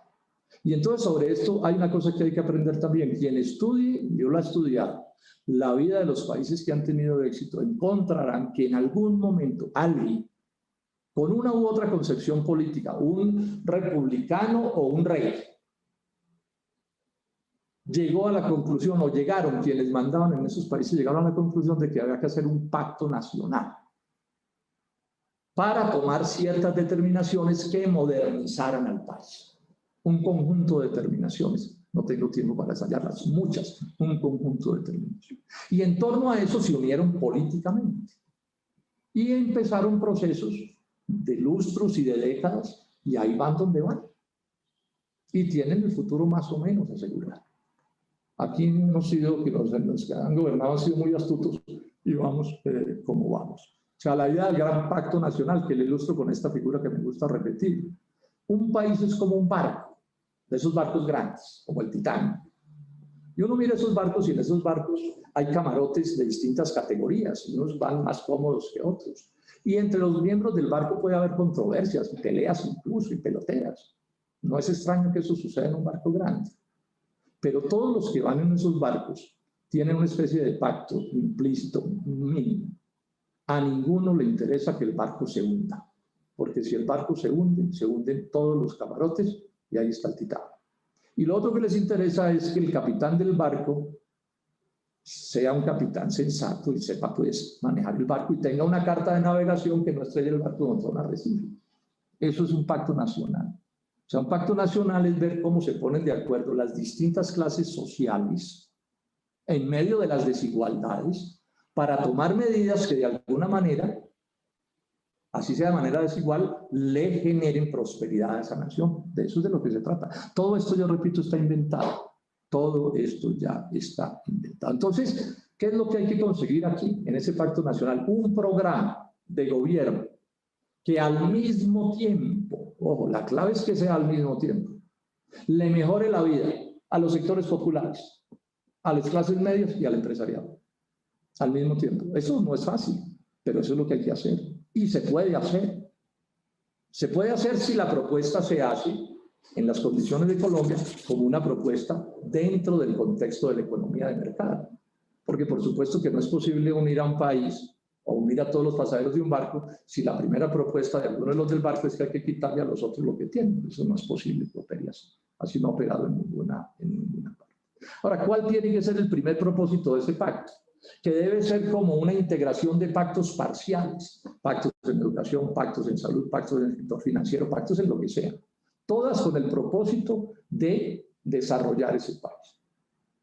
A mi juicio, que es, o sea, tiene muchas características, pero hay una que quiero enfatizar por razones del tiempo y poder terminar. Crear fuentes de empleo y fuentes de empleo. Fíjense que no digo empleos, porque eso genera confusión. Porque es que los empleos no se crean solos. O sea, uno crea se crea un campo de inversión, se toma la decisión del desarrollo agropecuario, o industrial, o comercial, o de transporte, o lo que sea, y ahí aparecen los empleos. Es ahí donde aparecen los empleos, no es de otra manera. Entonces enfatizo en la idea de que es crear fuentes de empleo y fuentes de empleo. Es decir, señores empresarios, señores trabajadores, miren a ver cómo hacen y pongámonos de acuerdo para promover esto. Por supuesto, todo eso auspiciado por el Estado, de otra manera no se puede. El Estado tiene que jugar un papel para esto. Ahora, eso, a mi juicio, tiene que tener ciertas características. Hay que exportar y cada vez exportar más, eso está bien. Pero al mismo tiempo yo creo que hay que sustituir importación. O sea, Colombia no puede quedarse impávido viendo cómo nos inundan de todo, tiene compradores, hay mercado y eso lo despreciamos y eso no importa. No lo entiendo, yo no lo puedo entender. Si yo fuera empresario en Colombia, estaría viendo qué es lo que los colombianos compran y bregando a vender, a producir de eso que compran. Porque es que el problema de producir no es producir, el problema de producir es vender. Ahora, reducir el desempleo, claro. Reducir la pobreza por consideraciones democráticas, pero además también por razones prácticas, porque si hay menos pobre hay más quien compre. Y lo mismo pasa con el desempleo, reducir la desigualdad. Todo eso son cosas de los países exitosos. Si ustedes miran todos los indicadores de Colombia, comparan en nuestra economía de mercado con la de los países desarrollados y todos nuestros indicadores son un desastre. Y les va mejor a ellos que lo que nos va a nosotros. Yo creo que esto requiere de renegociar los TLC. No veo, esto lo he estudiado con mucho cuidado. No encuentro cómo esto se puede hacer en esa camisa de fuerza que nos pusieron. Ayer ANALAC, ustedes saben, es la agremiación, yo diría que de ganaderos de la leche más modernos de Colombia. Le envían una carta al gobierno y le dicen, no, esto hay que mirar qué hacemos con esos TLCs. Hay que revisar esos TLCs, yo creo que a eso le corresponde. Con Asia, si no tenemos tratados de libre comercio con ellos, ¿por qué estamos actuando como si los tuviéramos? O sea, a cuenta de que se regala el mercado interno, a cuenta de que se regalan las confecciones. Sí, pues nuestra industria, nuestra capacidad productora de confecciones en relación con Asia. O sea, hay toda una serie de cosas que a mi juicio hay que revisar. Hay que reducir el costo país. Hay que trabajar en eso. Yo sé que eso es difícil, pero hay que trabajar en eso, porque si queremos ganar competitividad, que hay que ganarla, pues hay que atacar las cosas por todas partes. Y eso incluye tener que trabajar en la reducción del costo país, que es muy alto por distintas razones y no tengo tiempo de desarrollar. Y 3 cosas más muy rápidamente dentro de la propuesta. Una, pero muy decidida batalla contra la corrupción. Esto no puede seguir siendo así. Esto, yo no sé ustedes qué opinan de esto, pero es absolutamente repugnante lo que sucede. Es absolutamente inaceptable. O sea, que la manera de volarse de la tragedia nacional y del subdesarrollo nacional y de la falta de modernidad del país sea estimulando de 1000 maneras la corrupción pública y la privada, lo digo con toda franqueza.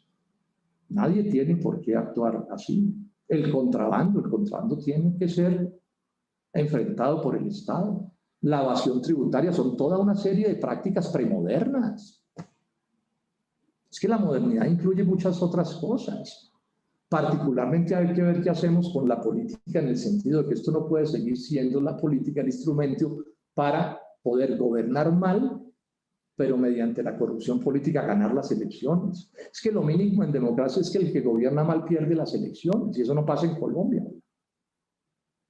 En Colombia no importa cuán mal gobierna, no importa cuánto mal gobierna, y a punta de la plata del Estado y de 1000 figuras de corrupción, no voy a decir que todo el mundo, no me refiero a eso, yo no soy maniqueo, pero lo cierto es que una prueba mínima que tiene que haber aquí es que esto no puede seguir funcionando de esta manera. Repito, la corrupción utilizada para gobernar mal. O sea, para que el trabajador que pierde su empleo porque le cerraron su empresa vote por el que se lo cerró. Para que el campesino de Boyacá, al que no le permiten producir en sus tierras, vote por el que tomó las medidas para que no pudiera producir en sus tierras. Esto es absolutamente diabólico. Pero es lo que nos está pasando. Segundo punto. Cero violencia, o sea, no más violencia bajo ninguna consideración. Nadie puede tener en Colombia el derecho de utilizar la violencia contra nadie bajo ninguna consideración. O sea, monopolio del Estado sobre la fuerza. Fuerza que se tiene que aplicar a todas las violencias y a todas las ilegalidades, a todas. Desde el que se levanta en armas desafiando al Estado hasta el que le roba pues los aretes, el collar a la señora pues en el barrio popular. Todo eso tiene que ser atendido por el Estado. Ahora, monopolio de la fuerza democrático, civilizado. No se trata de utilizar el Estado pues, por fuera de las normas y de las concepciones democráticas. Tercero, una posición democrática sobre salud y sobre educación. O sea, ¿qué digo democrática? En educación, por ejemplo, yo ya he dicho, no estoy por estatizar nada. Yo defiendo la actividad del Estado en la economía. Eso lo necesita la economía de mercado. Creo que hay ciertas empresas del Estado que no se deben estatizar. Pongo el ejemplo de Ecopetrol, creo que ese es un error. Ecopetrol en manos del Estado puede estimular más el desarrollo de la economía que en manos de algún particular. Estoy convencido de eso. Eso se puede, repito, demostrar. O sea, no es verdad que la acción del Estado sea, digamos, antagónica con la economía de mercado. Eso no es cierto. Quítenle ustedes el Estado de la crisis de la pandemia para que vean cómo estaría el mundo. Ustedes se imaginan lo que estaría pasando en la economía global si los estados del mundo entero hubieran dicho, no, esos son asuntos de los privados, nosotros no tenemos nada que ver con eso. Miren ustedes qué van a hacer. El suicidio colectivo. Entonces, en educación, yo soy un convencido de la importancia insustituible de la educación pública, de alta calidad, gratuita, etc. Pero bueno, aquí existe una educación privada que es grande y no estoy por estatizarla, pero sí tenemos que mirar cómo vamos a hacer para que mejore su calidad. Porque la verdad es que habiendo educación de excelencia en la educación privada, hay mucha mediocridad. También eso lo conozco de cerca. Estudié en los Andes y fui profesor de la Universidad Nacional. Mis hijos son profesores y esto lo conozco de cerca. En salud hay una cosa que hay que mirar con toda atención. O sea, no hay sistema de salud que no necesite administración del recurso. Pero la pregunta es, ¿el administrador del recurso es el rey del sistema? ¿O el rey del sistema deben ser los pacientes, los trabajadores de la salud y las IPS, o sea, las clínicas y los hospitales públicos y privados? O sea, ahí hay un problema de enfoque claro. O sea, ¿dónde están las prioridades? Porque además los recursos nos resultan bien escasos. Sin estatizar el sistema de salud. No estoy planteando eso. No estoy planteando eso tampoco. Creo que además tiene que haber una posición democrática frente al medio ambiente. yo no me opongo por principios a la minería, eso me parece que no puede ser. Yo hace muchos años acuñé una frase que ha hecho carrera que dice, minería sí, pero no así. ¿Qué quiere decir eso? Minería sí, pero hagámosla bien hecha, con todo lo que eso pueda significar, no tengo tiempo para detallar.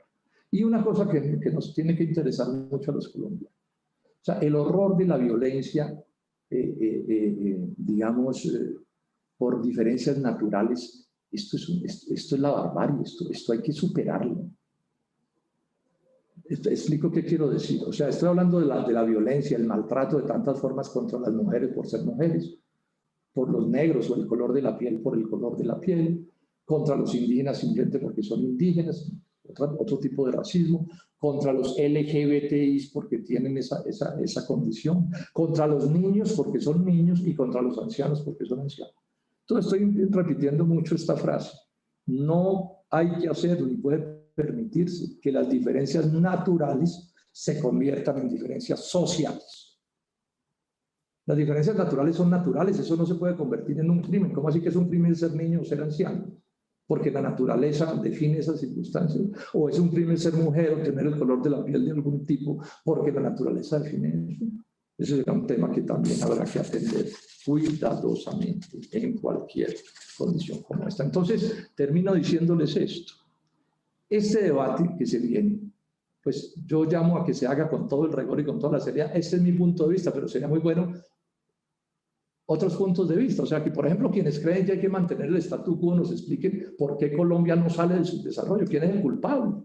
O sea, los creadores de riqueza, es decir, los trabajadores y los empresarios son los culpables. O sea, mucha o poca, lo que sea, la cantidad de riqueza que tenemos, la crean esos y esos son los culpables de que entonces las cosas no funcionan. Bueno, ese es un debate que se plantea y que se den las razones y que se den los argumentos. Termino con estas dos frases, porque aquí también hay un debate. Este país sí tiene arreglo. Aquí nos están metiendo el cuento de que el país no tiene arreglo. A mí me lo dicen en el Senado, me lo insunían cada rato. No, senador, no ponga tanto peré, que venga para acá, que aquí hay campo para todos. Sí, no se preocupe por eso, hombre. Este país no lo arregla nadie, senador, no se metan en eso. ¿Quién va a arreglar la política de Colombia? No. ¿Quién va a acabar con el contrabando? No, eso mejor dicho. Este país sí tiene arreglo, estoy convencido. ¿Han tenido arreglo otros? ¿O es que Corea y la China eran unos países maravillosos de 1950? Y Japón lo era a la mitad del siglo XIX. ¿Y cuántos líos tuvieron los gringos para salir de sus líos y poderse volver un país moderno? Y lo segundo es que mi teoría es muy simple. La consigna, la idea que hay que promover es una frase que además me gusta porque me parece que es inspiradora. Es que hay que hacer de Colombia un país donde el sol brille para todos. Donde el sol brille para todos. Creo que me he alargado un poco, pero bueno, esas son las circunstancias, son un poco manías de profesor, ¿cierto? Y nuevamente les agradezco a Colpatria, mil gracias por su hospitalidad y a todos que nos han ayudado, mil gracias y bueno, quedo a disposición de ustedes. Muchas gracias. Muchas gracias, senador. Ahora abrimos para preguntas, pero tengo pues un par de inquietudes. Una, pues usted me recuerda al doctor Álvaro Gómez Hurtado cuando hablaba del acuerdo en lo fundamental. Usted lo llama el pacto o los pactos, cosa que me parece que es acertado. En relación al contrabando, usted dice no se combate el contrabando, al final el origen del contrabando termina siendo el narcotráfico y el narcotráfico terminan siendo los cultivos, y cuando se piensa en erradicar los cultivos de manera con la fumigación, entonces viene toda la oposición y toda la parafernalia jurídica para que no se pueda hacer, o sea, tenemos maniatado al Ejecutivo.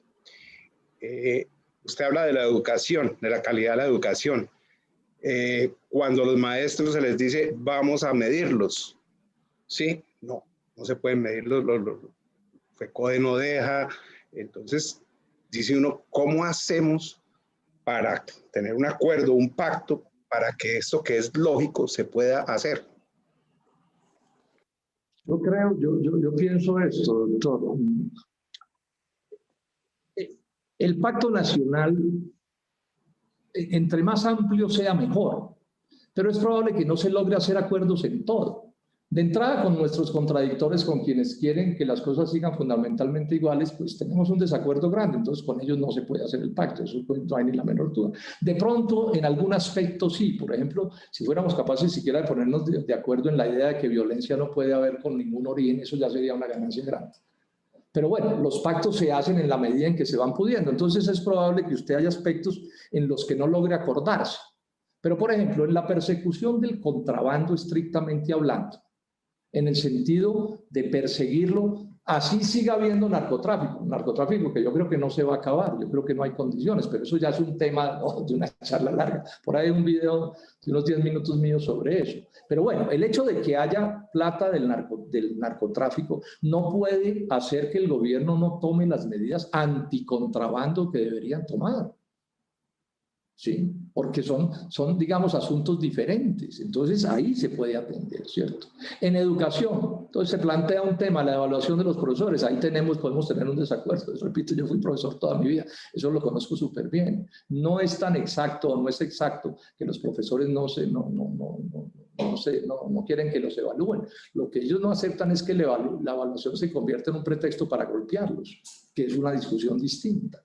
Pero bueno, esas son cosas que se pueden mirar. Pero, por ejemplo, hacer esfuerzos por mejorar la calidad de la educación, bueno, eso se puede hacer. Que la educación privada no puedan hacer, ustedes conocen 1000 historias que hay sobre esto de la educación privada, ¿no? O sea, ese es un servicio público y no se puede tratar como si fuera una compraventa de, no sé, de cualquier cosa, ¿cierto? Pero bueno, no es fácil, yo sé que no es fácil, pero eso es lo que hay que trabajar, esa es la propuesta. O sea, que nos sentemos a mirar cómo hacemos. Sí, puede que no nos logremos acordar en todo, seguramente no, pero bueno, avanzamos hasta donde sea posible. Gracias. Daniel, ¿por qué no modera usted con las preguntas? Bueno, senador, muchísimas gracias por este conversatorio y esas opiniones tan valiosas. Quiero hacer la invitación, como siempre, para el que quiera participar interactivamente, que alce la mano o me escriba por el chat para darle la palabra o que envíe. En el chat hay algunas preguntas, Daniel. Sí, ya tengo algunas preguntas. El que quiera enviar preguntas, por favor, las envía a través del chat. Quería arrancar por unas preguntas de opinión. Si quiere, le doy 3 en una tanda para que las pueda desarrollar. La primera es, ¿qué opina del proceso de paz, digámoslo, actualmente? ¿Qué opinión tiene de la situación de Venezuela? ¿Y cómo cree que se van a desarrollar las elecciones en el 2022? Arrancando con esas 3 preguntas, senador. Bueno, espero que no me demore más de 45 minutos contestando esas preguntas. Bueno, voy a hacer un esfuerzo de brevedad. Bueno, yo estaba en el Polo cuando se hizo el trámite del proceso de paz. Ustedes saben que el Polo se siguió, yo ya no soy Polo, yo soy Dignidad, estamos tramitando la personería jurídica, pero bueno, el Polo cuando se creó dijo, proceso de paz sí, como un criterio en el programa constitutivo con Carlos Gaviria y con ellos. Pero también dijimos no a la lucha armada. Esto es bien importante que quede claro. O sea, en el caso mío y en el del Polo en general, nosotros respaldamos el proceso de paz contra la lucha armada. Eso en el caso mío está absolutamente claro, dicho 1000 veces, yo toda mi vida, desde que era un muchacho en la universidad, me he opuesto a la lucha armada en Colombia. Ahora, ¿qué balance hago yo ahora? Uno puede escribir casi que un libro de críticas o de quejas al proceso de paz, porque eso no lo discuto. Seguramente si ese proceso lo hubiera dirigido yo, pues de pronto lo ha dirigido de una manera diferente. Pero que eso sea cierto, no permite aseverar que no se avanzó nada, que fue tiempo perdido, sí, que no se arregló nada. No, yo no lo comparto. Es más, si ustedes le piden al Ministerio de Defensa, los datos del Ministerio de Defensa le dicen que la violencia en Colombia disminuyó en proporciones importantes con la decisión de las FARC de salirse en su casi totalidad o muy mayoritariamente del monte y de haber entregado las armas. Eso está, o sea, ustedes se lo certifican en el hospital militar, se lo certifican en todas partes, ese es un hecho. Ahora, ¿que no se resolvieron otras violencias? Bueno, pues sí, no se resolvieron, son gravísimas y hay que ver cómo se resuelve ese problema, pero eso no le quita que lo que hubo fue un avance. Hoy hay en Colombia menos viudas, menos sangre, menos huérfanos que lo que había antes, tanto del lado, digamos, de los alzados en armas como del lado de la fuerza pública y de los civiles. O sea, Los que conocen y se mueven por el mundo rural que yo me muevo y por las poblaciones, o sea, hoy se puede viajar inclusive por las noches en muchas carreteras que estuvieron décadas cerradas. Miren, después del proceso de paz, con el permiso de la policía, yo salí una noche a las 11 de la noche de Florencia a Caquetá y llegué a las 4 de la mañana a dormir a Neiva. Eso se podía hacer antes del proceso de paz. Lo mismo me pasó otro día viniendo de Villavicencio. Entonces yo sí creo que hubo avances importantes, pero voy a señalar lo que a mi juicio es el avance más importante. Este asunto de la lucha armada en Colombia ha sido un debate de medio siglo, muchos oponiéndonos y otros diciendo que es que el cambio se consigue esa bala. Bueno, esta es una pregunta que yo no puedo responder con precisión, pero ¿cuántos miles y miles de colombianos que no estaban en el monte, pero tenían un discurso de defensa y de justificación de la lucha armada, abandonaron ese discurso? Y aquí enfatizo una cosa, es que son las ideas las que mueven las armas. Entonces, si hoy hay en Colombia 20.000, 30.000, 50.000, 100.000, yo no sé cuánto, menos colombianos justificando ese horror de esa violencia y el secuestro y todas esas cosas, eso no es una ganancia inmensa para Colombia. O sea, que hoy quienes defienden esa manera digamos, de hacer política para el caso de quienes lo hacen así, sean una minoría cada vez más minoritaria, no es una ganancia inmensa para Colombia. Los más veteranos, aquí sabemos que en ese pleito llevamos medio siglo. Es más, aquí hubo gobiernos que justificaron la violencia con el cuento de las condiciones objetivas y subjetivas. Entonces, yo sí sigo convencido de que ahí hubo un avance grande. ¿Qué digo de Venezuela? Yo nunca fui chavista, ni soy madurista. No, nunca lo fui. O sea, no encuentro una sola posición mía en ese sentido. ¿Sí? Yo mire eso, lo digo con franqueza, con una cierta simpatía cuando las fuerzas tradicionales de Venezuela pierden las elecciones, que las perdieron, las elecciones y las perdieron. Con una cierta simpatía lo vi porque es verdad que quienes gobernaban a Venezuela lo gobernaban súper mal. O sea, que hoy no haya industria ni haya desarrollo agrario en Venezuela, eso no es nuevo, eso ha sido así siempre en Venezuela. Entre otras cosas por el problema de la enfermedad holandesa. Pero rápidamente la expectativa favorable que pude tener la perdí. Y la perdí sobre todo cuando entendí que quienes estaban gobernando a Venezuela no entendían que no es posible sacar un país adelante sin unirlo, un país como los nuestros, sin unirlo. Y no es posible unirlo si no se logra unir a los trabajadores y a los empresarios en unos propósitos comunes. O sea, cuando yo empecé a ver que se había desatado como un enfrentamiento en torno a si se nacionalizaban o no empresas, se estatizaban ciertos sectores, yo dije, mejor dicho, ahí olvidémonos y vamos. Para no mencionar otra serie de cosas que, por supuesto, que no compartí. ¿Sí? Ahora, también digo una cosa, y que no comparto, pero también digo una cosa. Creo que los venezolanos tienen que tener el derecho de resolver ellos, sin injerencia externa, sus asuntos. E insisto en que eso lo deben hacer sin violencia. Yo en ese sentido le hago un llamado a los colombianos. Yo creo que aquí hay errores graves en el gobierno. No juguemos con candela en Venezuela. Si Venezuela se incendia por cualquier razón, se puede incendiar o se incendia Colombia. O sea, las guerras se sabe cómo empiezan y no cómo terminan. Sería muy raro que en Venezuela estallara una confrontación violenta y eso no se trasladara a Colombia. Y digo esto. El principal deber de la política exterior de un país es que su país no se incendie. O sea, que una guerra o los problemas de un vecino no se le vuelvan problemas propios. Es más, hay una cosa que hay que señalar con toda claridad. Sean cuales fueran las causas y quién tenga la culpa, no voy a entrar en este momento en estos asuntos. Lo cierto es que para Colombia ha sido un desastre haber perdido el mercado venezolano. Puede que eso fuera inexorable, no lo fuera, esos son temas complejos. Pero lo cierto es que para Colombia es una pérdida inmensa. Colombia alcanzó a exportarle a Venezuela, no sé, 7, 8 mil millones de dólares. ¿Sí? Y eso lo perdimos. Y yo espero que en el futuro, de alguna manera, ese mercado se pueda recuperar. O sea, si hay un negocio malo en la vida es pelear con los vecinos. Y más cuando el vecino, bueno, cuando es el vecino el apartamento también, pero si el vecino es el país que uno no puede ni cambiar de país, pues peor. Entonces, eso diría sobre Venezuela. O sea, que ellos arreglen y arreglen por las buenas. Y lo otro, ¿qué puede suceder como formalmente en las elecciones? Yo he presentado mi nombre y vamos a ver qué dice Dignidad, que es el partido en el que estoy ahora, ¿sí? Es probable, yo presentaré mi aspiración ahí, es probable, seguramente esa candidatura se termine dando, pero en política, pues, digamos, y más en la confusión grande que hay en Colombia, que va a haber yo no sé cuántos candidatos, yo creo que ya estamos como 20 o no sé cuántos, ¿sí? Pues lo normal sería que hubiera procesos de convergencia.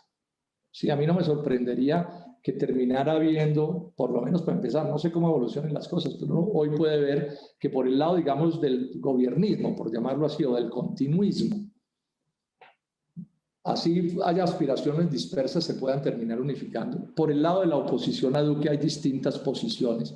Vamos a ver eso cómo evoluciona. Nosotros iremos tomando determinaciones por el camino, pero siempre y cuando, pues, digamos, se logren unos acuerdos básicos que en el caso mío pueden lograrse o pueden no lograrse dependiendo de con quiénes sean las cosas. Yo en estos temas soy muy preciso. Yo creo en la importancia de unir, pero lo que pasa es que a veces es muy difícil porque además las contradicciones que tenemos en Colombia son muy duras.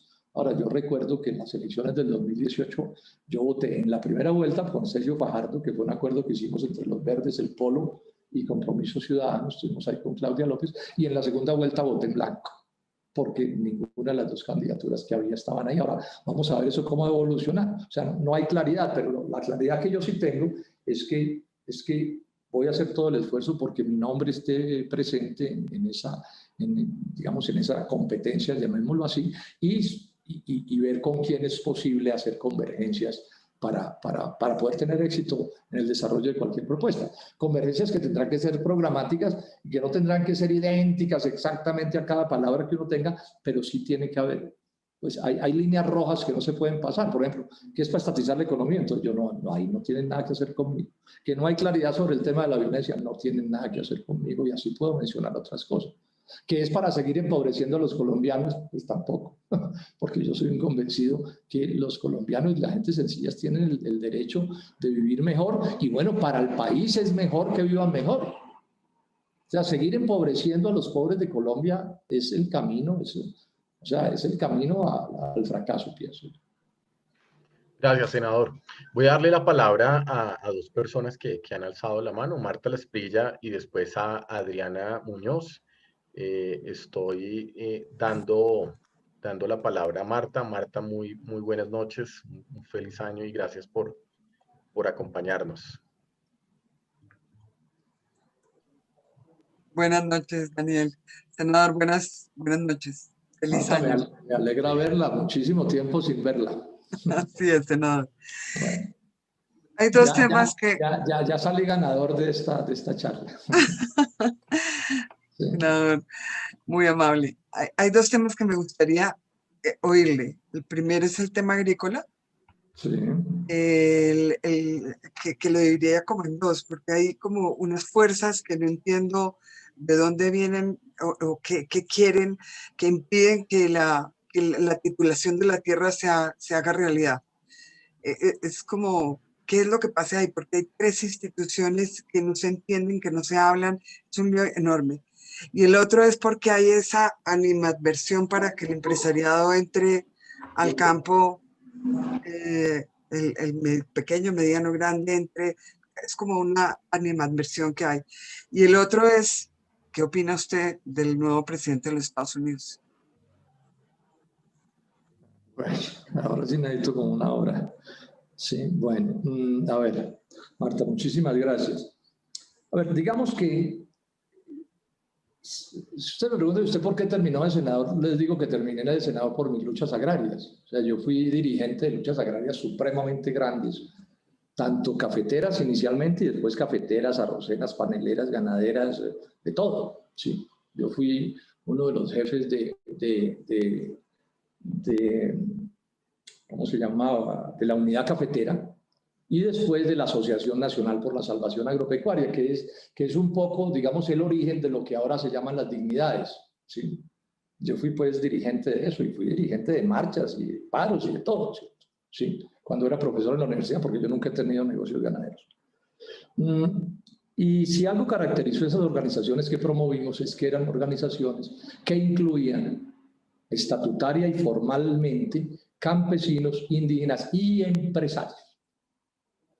El presidente de Unidad Cafetera, que fue una organización cafetera que hizo unas luchas inmensas, el presidente, yo era su segundo a bordo, digamos, yo era el coordinador nacional, el presidente era Fabio Trujillo Agudelo, un empresario cafetero de, no sé, de 100 hectáreas, que en café es bastante tierra. Y con él di unas luchas inmensas durante muchísimos años. Y después la Asociación Nacional por la Salvación Agropecuaria, yo fui también el coordinador de esa organización y el presidente de esa organización, un ibaguereño amigo mío de infancia, Ángel María Caballero, arrocero importante de la zona de Saldaña. O sea, yo ahí puedo, es lo primero que quiero dejar claro, yo puedo demostrar que yo no tengo, ustedes no consiguen. Si alguien encuentra en todo lo que yo he dicho, escrito, debates o artículos, lo que quiera o libros, una posición mía contra la economía empresarial, yo renuncio a esta candidatura y les entrego la credencial de Senado. Es así. Por eso a mí no es raro que a mí me inviten a las reuniones de agremiaciones empresariales agrícolas, me invitan y voy y hablo. Ahora digo cosas, unas estarán de acuerdo, otras con otras no estarán de acuerdo. Entonces ahí ese no es el punto. El debate que yo tengo sobre el agro es muy simple. Es que estamos inundados de importaciones y ese es el principal problema agrario y eso no se arregla sino con eso. Entonces aquí ha abierto un debate. A mí me invitaron al último congreso de la SAC a hablar sobre ese tema de ese enredo de títulos que hay, que es un enredo complejísimo porque además es un enredo de ilegalidades. Recordemos que es que aquí, Marta, se van juntando un montón de cosas y yo he estado en esos debates, uno de los debates más grandes que yo hice ahí, que le costó pues a gente muy importante del gobierno su cargo, etcétera. Fue un debate no contra que se produjera en una determinada zona del país, sino a que se estaban tomando decisiones ilegales. Bueno, y hay un pleito que puedo tener, no que yo lo tenga contra los empresarios, sino que lo puedo tener con posiciones que en defensa del empresariado no respetan, ni estiman, ni quieren la producción ni campesina ni indígena. A mí me parece es un error garrafal. O sea, es evidente que en Colombia lo que hay que aplicar es lo que en el Polo fue la línea oficial del Polo, que es hoy también la mía. Lo expliqué en todos mis debates agrarios. Yo no sé cuántos debates agrarios he hecho. Yo soy de la Comisión Quinta, que es la de Asuntos Agrarios. Nunca me he querido salir de ahí. ¿Qué defiendo yo? Un modelo agrario de tipo dual. ¿Qué es un modelo agrario de tipo dual? Por un lado, campesinos e indígenas protegidos y respaldados por el Estado. Y por otro lado, empresarios con obreros agrícolas también protegidos y respaldados por el Estado. Eso es lo que esa es mi visión. Además, porque cualquiera que mire la situación de las tierras de Colombia es evidente que aquí hay tierras de sobra para todo el mundo. O sea, hay tierras, o sea, Colombia está cultivando 6 o 7 millones de hectáreas de un total de 41 millones sin contar la altillanura. Y hay 21 millones de hectáreas de primera calidad. Y hay una cosa que me preocupa mucho, y fue lo que yo les planteé en el tema, en el Congreso de la SAC. Les dije, bueno, ¿pero para qué queremos la titulación? ¿Para desarrollar la producción agraria o para seguir haciendo negocios de valorización del suelo? He releído mucho y lo he enviado mucho los artículos de Hernán Echavarría Lózaga, Marta, sobre estos temas que usted los debe conocer. Aquí hay un debate. ¿Qué hacer con las tierras rurales de Colombia? ¿Deben ser centros de producción agropecuaria o deben ser pretextos para valorizar tierra y obtener rentas? Yo no digo que no pueda haber valorización de la tierra, es más, se produce inevitablemente. Pero el negocio principal no puede ser ese. O sea, nosotros tenemos que aprenderle a los gringos y a los europeos. O sea, en Estados Unidos y en Europa la tierra es para producir comida. Y también hay negocios de valorización, claro. Ahora, estamos teniendo un problema, lo comenté un poco con el doctor Santiago hace un momento, es que cada vez son más las tierras agrícolas que se vuelven proyectos agroturísticos o inmobiliarios de cualquier tipo y estamos quedándonos sin tierras de cultivo. Esto es inaudito. Le llamo la atención a los colombianos. O sea, cuando a mí me cuenta un amigo que están haciendo parcelaciones de turismo en el Ariari, que es una de las pocas tierras mejores de Colombia. Cuando veo que se pavimentó el Valle de Río Negro, la sabana de Bogotá, buena parte del altiplano cundiboyacense, las tierras de Santague al lado de Manizales. Están empezando a urbanizar también las tierras del azúcar, del Valle del Cauca. Si quiebran el azúcar y lo pueden quebrar en un acuerdo de libre comercio con el Asia, nos pueden parcelar las tierras del Valle del Cauca. Este es el problema más grave que tiene el agronacional, y sobre esto sí que debería haber un acuerdo nacional. O sea, ¿nos da lo mismo? Les pido la próxima vez que viajen por Europa, miren hacia abajo en los aviones para que ustedes vean cómo son de escasos los desarrollos económicos abajo, en Alemania, en Suiza, en Francia, en todas partes que no sean estrictamente agrícolas. ¿Ustedes creen que con la opulencia de los europeos no podrían haber convertido en casas de veraneo toda Europa?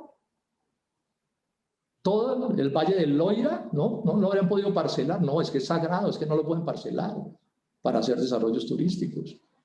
Porque las tierras son sagradas, porque es que ¿qué es el campo? Es el sitio donde se produce la comida. Ya acabo de hacer un viaje de no sé cuántos kilómetros, centenares o miles de kilómetros por California, y lo que yo vi ahí es un cuidado. Yo no digo que no haya desarrollos inmobiliarios, pero lo determinante en California es que las tierras agrícolas de primera calidad no se parcelan. Ustedes en el Valle del Napa pueden encontrar casas inmensas de ultralujo, pero son en ingenios que están produciendo. En Colombia, el negocio principal hoy del suelo rural es inmobiliario. A mí me parece de un error garrafal, porque tierra que tenga un desarrollo inmobiliario nunca volverá a ser tierra agrícola. Entre otras cosas porque adquiere tal precio que no hay ninguna rentabilidad. Yo recuerdo que un día, conversando con un compañero de la Comisión Quinta, hablando sobre cómo valían las tierras en Córdoba, ¿sí? Y cómo era el negocio y todo. Entonces se reía él mismo de lo caras que eran, y me dijo, oiga, ¿sabe qué, senador? Es que en estas zonas de aquí, para que la ganadería sea rentable estrictamente hablando, no la valorización, la ganadería, se necesita que las vacas den leche condensada. Sí. Esta es una tragedia, pero esto es un problema económico. Yo no entiendo cómo no hay un debate, Martín, sobre esto. O sea, a los costos que está teniendo la tierra, ¿cómo se hace para producir alimentos? Y entonces, claro, el ministro que nos negoció los TLCs, entonces a mí me dijo en un debate, me dijo, no, pero es que a usted quién le dijo que Colombia tiene que producir alimentos, si para eso tenemos petróleo. Y con eso nos conseguimos los dólares e importamos la comida de todas partes, y como allá la subsidian, además le damos comida barata a los colombianos. Esa es la doctrina oficial. Usted que es economista, Marta, sabe que eso, traducido en términos económicos, se llama la doctrina de las ventajas comparativas, que es lo que nos están aplicando. Entonces, el debate, aquí sí que hay un debate grande, y yo lo tengo súper estudiado en mi oficina de especialista en esto. Y el día que quieran hablamos a fondo de esto. Y esto se los dije con toda cordialidad al Congreso de la SAC. Digo, bueno, ¿para qué queremos la titulación? ¿Y le vamos a dejar tierras a los campesinos o no?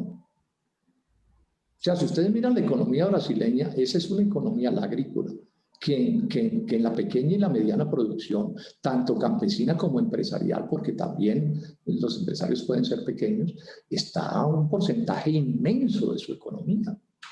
Entonces, ahí es donde yo digo, estos son temas en los que podemos hacer un pacto nacional, ¿sí? Un pacto, un gran pacto. O sea, ¿cómo nos vamos a asegurar que en el agro quepan todos? Claro que caben. Lo que pasa es que pues, si no se entienden estas cosas, o sea, un país que importa 14 millones de toneladas de productos agrícolas y no está alborotado el debate sobre eso, es porque es un país demasiado despistado. Demasiado despistado, que es lo que yo pienso que nos está pasando. Gracias, senador. Voy a darle la palabra a Adriana Muñoz, quien estuvo muy activa en el chat y me escribió. Adriana, muy buenas noches. Adelante. Muy buenas noches para todos. Buenas noches. Senador, buenas noches. Buenas noches, Diana, ¿dónde está? Tengo 3 preguntas, senador. La primera es con respecto a la legalización de la droga. ¿Cree que es la solución al problema del narcotráfico? La otra pregunta es con respecto a las reformas tributarias. Estamos pues a puertas de una próxima reforma. ¿Sí son necesarias o qué otros mecanismos pueden tenerse en cuenta? Esa sería. Y la tercera es cómo está Colombia para cumplir Agenda 2030. Esas serían las 3 preguntas que tengo. ¿Agenda qué? 2030. Me excuso mi ignorancia, pero no sé cuál es la agenda. Tranquilo, senador. Son 17 objetivos que tiene en este momento lo que es Naciones Unidas. Inclusive también está FAO, que es una de las agencias que trabaja, que es para la parte de alimentación. La FAO, que es la Organización de las Naciones Unidas para la Agricultura y la Alimentación. No, pero sí, sé de qué estamos hablando. Tranquilo. Tranquilo, bueno, senador. A ver, yo entonces serían esas 3 inquietudes. A ver cómo respondo brevemente. Gracias, senador. En el estricto sentido teórico de las cosas, yo creo que Milton Friedman, ahí sí tiene razón, cuando dice que el problema principal de la violencia que hay en torno a la droga tiene que ver con su ilegalidad. Yo creo que eso está clarísimo. Y en ese sentido, la única solución de bala de plata, medio mágica, que tiene que acabar con todo este enredo, es la legalización. Sí, eso yo creo que teóricamente es impecable. Inclusive la propia experiencia de la prohibición del alcohol en Estados Unidos es prueba reina. ¿Sí? Pero ¿cuál es el problema? Eso no lo puede hacer Colombia. O sea, nosotros podemos sacar todos los libros del mundo demostrando que es así como se resuelve el problema, pero Colombia, ni ningún país, pienso yo, por lo menos países del corte de Colombia, podría tomar unilateralmente esa decisión. O sea que mi gobierno no se tomaría, porque eso sería crear un problema político global realmente inmanejable. Ahora, si eso no es así, realmente es muy difícil de resolver, porque todos sabemos que este negocio del narcotráfico lo genera es la demanda.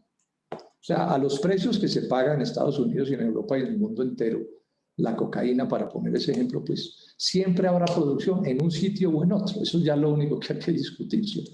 Y Colombia, por una serie de condiciones, incluidas las agrológicas, pues digamos que es un país competitivo, llamémoslo así. Es un senador de la Comisión Quinta, uribista por lo demás, del Centro Democrático, explicó cómo no había nada más rentable en el agro colombiano que la coca. Sí. Entonces, ahí tenemos el lío. Ahora, la parte más grave de esto del narcotráfico, a mi juicio, es esta. Es que el manejo o las determinaciones que toman por nosotros otros países, particularmente Estados Unidos, van atadas a una serie de decisiones económicas. Yo les voy a dar este dato que parece mentira, doctor Perdomo, pero es verdad. El primer punto de las 10 estrategias del Plan Colombia, ¿saben qué es? El primero, los tratados de libre comercio. Hay una frase de Andrés Pastrana, yo tengo la cita exacta, donde él dice que el TLC con Estados Unidos fue una exigencia del Plan Colombia. O sea, la parte más complicada de esto es que en torno al tema del narcotráfico, que es un problema y que hay que atender, yo no digo que no, ¿cierto? Sí, en torno a esto se utilizan un montón de, o sea, nos terminamos tomando decisiones que no son. Yo les cuento esto, hay una carta de intención, Marta, que usted de pronto si la busca la encuentra fácil, pues los economistas. Hay una carta de intención con el Fondo Monetario Internacional que lo que hace es transcribir el Plan Colombia y volver la orientación del Fondo Monetario Internacional para Colombia. Por ejemplo, incluida toda la privatización del sector minero y bancario del país está en ese pacto con el Fondo Monetario Internacional y en el Plan Colombia. Es fácil encontrar, pongan en el internet Plan Colombia y son 10 estrategias. Apenas como la quinta o la sexta estrategia es la lucha contra el narcotráfico. ¿Saben qué está en el Plan Colombia también? Las negociaciones con las FARC del gobierno de Pastrana para hacer un acuerdo. Hasta eso está en el Plan Colombia. Entonces ahí tenemos un lío complicado con eso. En relación con la reforma tributaria, este es un tema bien complejo, pero y creo que no tenemos tiempo para mirarlo en detalle porque tiene muchas aristas, pero hay una cosa que llevo años diciendo y nadie me pone cuidado. El peor lío que tenemos en la controversia tributaria de Colombia, que tiene 1000 aristas y hay 1000 debates, etcétera, ¿sí? De un sistema que yo creo que es regresivo. Por ejemplo, los impuestos de renta son iguales para las empresas mayores que las menores. Eso es inconstitucional, no debería ser así. Es más, en muchísimos países del mundo no es así. La tasa de tributación en renta de las empresas menores es inferior como una manera de estimularlas. Eso es una cosa que es positiva para la creación del empleo y la economía. Pero el problema más grave que tenemos, ¿saben cuál es? Es que cada colombiano tiene sus propias cifras sobre los impuestos. O sea, entonces yo le pregunto a cualquiera, ¿cuánto es la tasa de tributación en Colombia? Y me da una cifra. Le pregunto a otro y me da otra cifra. Yo tengo la mía, cada uno tiene la suya. Entonces, las conversaciones son absolutamente bizantinas. Yo recuerdo que una vez con el senador Iván Duque Márquez, con quien me tocó en el Congreso, coincidíamos en una cosa, en medio de los millones de desacuerdos, pero una cosa que yo creo que habría que aplicarlo a este debate tributario, y es, uno tiene derecho a tener cualquier interpretación sobre una cifra, pero lo que uno no puede tener son sus propias cifras. Lo ilustro de esta manera. O sea, yo puedo pensar que 18 grados es caliente o frío, pero lo que sí no puede suceder es que cada persona cargue su propio termómetro y cada termómetro le marque diferente, porque entonces la conversación se vuelve absolutamente estéril. Sí, porque si un termómetro dice 12 grados, el otro dice 15, el otro dice 20, el otro 25, el otro 30, ¿cómo nos ponemos de acuerdo? Entonces, uno de los pactos nacionales que estoy proponiendo desde hace años es que el gobierno nacional, ojalá con la asesoría de todo tipo de instituciones, la más democrática posible, hicieran un estudio en que nos entregaran a los colombianos las mismas cifras de la realidad tributaria de Colombia, no con impuestos nominales, aun cuando también se necesitan nominales, sino reales.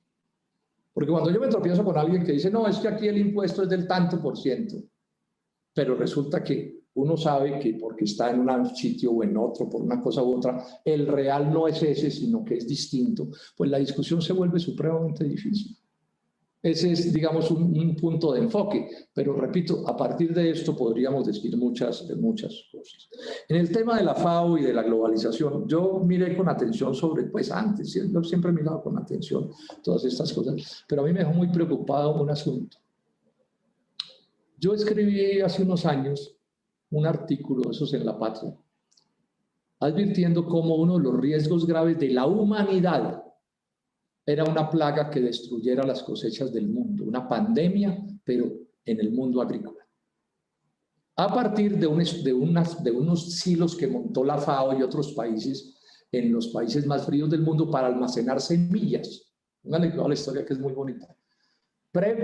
Como una medida de precaución del riesgo de que por volcanes, revoluciones, guerras civiles, pandemias, nos quedáramos sin semillas. Yo escribí un artículo sobre eso en La Patria, hablé de eso en la Comisión Quinta. Bueno, llega la pandemia y se prueba que esa preocupación de la FAO no era carreta. O sea, ese es un riesgo que tenemos. O sea, esta pandemia es sobre nosotros. Pero ¿y qué sucede si hay una pandemia que destruya, por ejemplo, la producción de cereales del mundo? O de los países, los grandes productores. ¿Qué sucede que si una pandemia acaba con la producción de cereales del centro-oeste de los Estados Unidos o de Ucrania y esos países, o de Egipto? Entonces uno pensaría que este campanazo de alerta que nos da la pandemia, uno diría, bueno, pero algo van a cambiar. No, resulta que si uno mira, la FAO sigue predicando exactamente lo mismo. Ahora, ¿cuál es la prédica de la FAO? Que es la misma de la globalización y de los grandes centros de pensamiento de los poderes globales. Es que es verdad que la seguridad alimentaria es un riesgo que tiene la humanidad de quedarnos sin alimentos, pero que eso no se debe resolver por la vía de las producciones nacionales, que es lo que yo creo, sino por la vía de que ¿no? O sea, si toda la producción de comida del mundo se concentrara en un solo país, les parecería que eso es perfecto si eso indica el mercado. A mí me parece es una chifladura completa. O sea, me parece una irresponsabilidad completa, y en eso la FAO no está fijando con claridad la posición, o por lo menos es muy tímida en lo que yo he leído al respecto, ¿sí? Porque este es el gran debate. O sea, el gran debate global, ¿cuál es? O sea, si el mundo todo lo produce en un solo país, ¿el mundo está bien? O en el mundo tenemos que caber todos también, y todo el mundo tiene que tener posibilidades, y las producciones se deben repartir por el mundo. Y si es lo de alimentos, ni se diga. O sea, yo les hago una pregunta a ustedes. ¿Ustedes sí creen que Colombia debería sostenerse en una política que pudiera eliminarnos por completo la producción agropecuaria e importarlo todo? O sea, si apareciera un megapozo petrolero en Colombia, ¿sería sensato hacer lo que decía el ministro y acabar con el 100% del agro nacional para importarlo todo? ¿Esa es una política seria? Eso es lo que nos están planteando. O sea, si hacemos TLCs con Asia, nos van a quebrar el azúcar y acaban con la panela. Si hacemos TLCs con Asia, nos deben quebrar la palma aceitera, que es lo poco que está quedando. La leche y el arroz están por desaparecer, y de eso qué decir. ¿Y qué vamos a hacer con las tierras? Proyectos inmobiliarios. Y yo creo que la FAO en esto está equivocada. La posición de la FAO de la seguridad alimentaria fue acertada hasta hace unos 30 o 40 años. Pero después asumió la posición de que no importa dónde se produzca la comida, en cualquier sitio del mundo, mientras haya líneas de comercio que lleven la comida a todas partes. Entonces, listo. Pues aquí, por ejemplo, están acabando con la leche, la están acabando, y en Colombia eso no nos importa. Sí. Listo, no, la traemos del exterior. Y si hay una guerra mundial, ¿se acuerdan lo que pasó en la Segunda Guerra Mundial?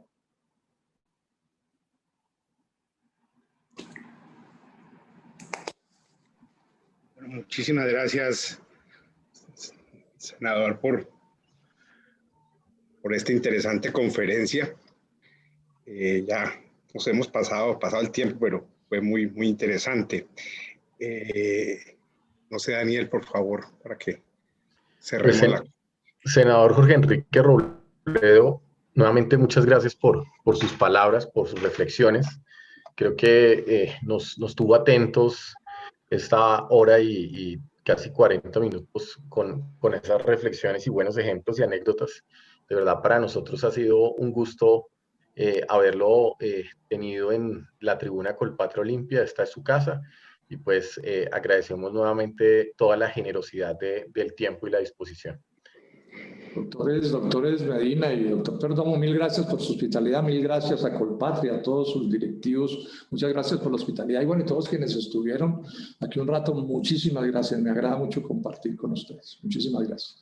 A usted, senador, muchísimas gracias, y también invitarlos para la conferencia dentro de 8 días.